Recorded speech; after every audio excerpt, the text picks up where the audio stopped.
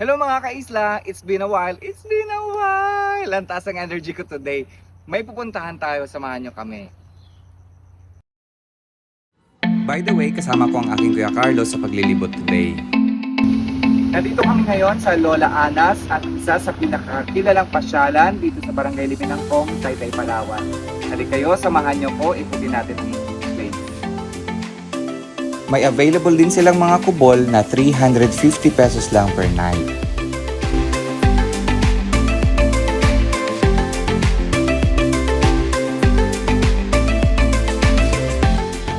Meron din silang mini restaurant. At ito naman ang kanilang menu.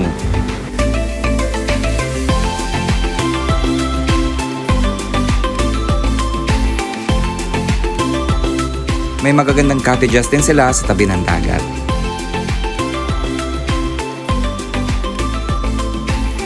At may afam, char.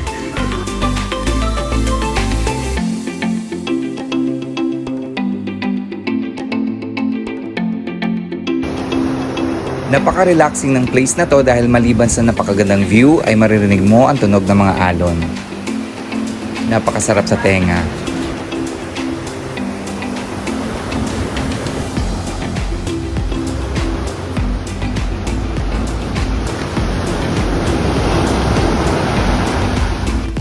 So yun mga kaisla, kapag napasyal kayo dito sa Barangay Liminangkong, Taytay, Palawan, huwag na huwag niyong kalimutan na pasyalan ang Lola Anas.